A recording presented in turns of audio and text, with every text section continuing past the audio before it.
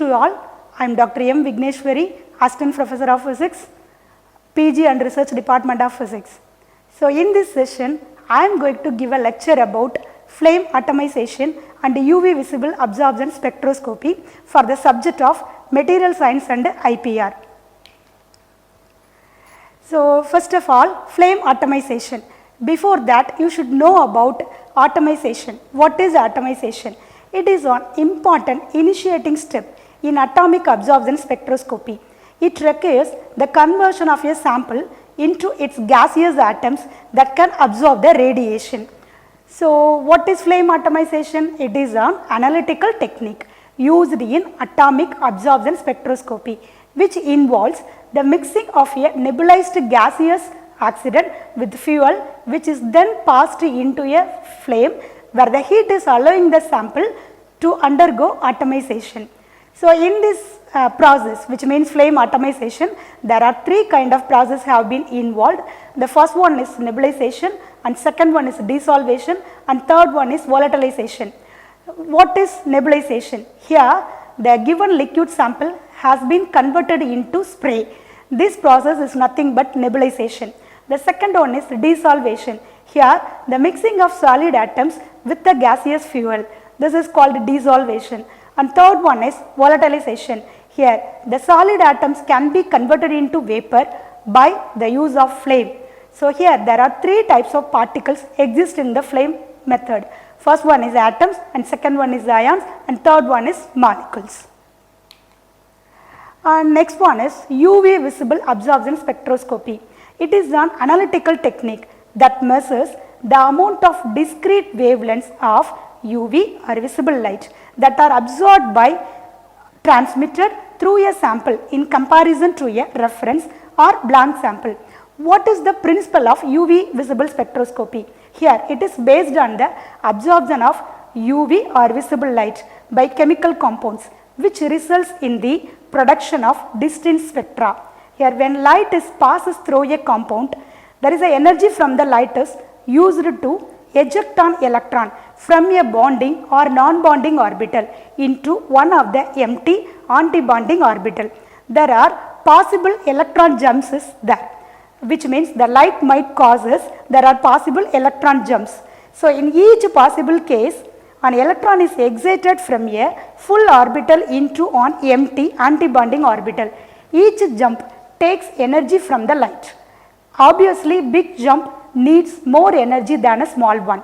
Each wavelength of light has a particular energy associated with it. In that particular amount of energy is just right for making one of their energy jumps. That wavelength is absorbed and used in ejecting an electron. Here an absorption spectrometer works in the range from about 200 nanometer to about 800 nanometer. There are three important jumps as shown in the figure. The first one is from bibonding orbitals to pi antibonding orbital. The second one is from non-bonding orbital to pi antibonding orbital. And third one is from non-bonding orbitals to sigma antibonding orbitals. In order to absorb light in the region from 200 to 800 nanometer, the molecule must contain either pi bonds or atoms with non-bonding orbitals. A non-bonding orbital is a lone pair of electron, for example, oxygen, nitrogen, halogen. Actually, this figure shows UV visible absorption spectra for buta-1,3-diene. Here, absorbance is just a measure of the amount of light which is being absorbed. The higher the value, the more of a particular wavelength is being absorbed, which means the absorption value is very high means a particular wavelength, more of particular wavelength can be absorbed. Here the absorption peak is at a value of 217 nanometer, which means single peak. This is in UV region, and there would be no visible sign of any light being absorbed. A jump from a pi bonding orbital to a pi antibonding orbital ought to have a fixed energy and therefore absorbs big fixed wavelength. The compound is in fact absorbing over a whole range of wavelengths, suggesting a whole range of energy jumps. Actually, this problem arises because of rotations and vibrations in the molecule are continuously changing the energies of the orbitals. That is, the gaps between them are continuously changing as well. The result is that absorption takes place over a range of wavelengths rather than at fixed wavelength.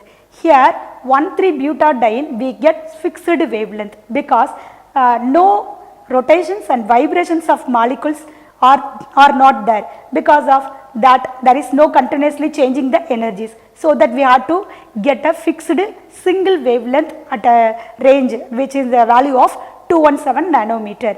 In buta-1,3-diene, CH2 double bond CH, single bond CH, double bond CH2.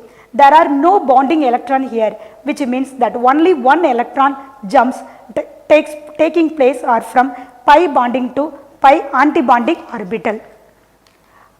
I hope you well understand about these two concepts, which is flame atomization and UV absorption spectroscopy. After seeing this video, thank you so much for seeing the video. Thank you.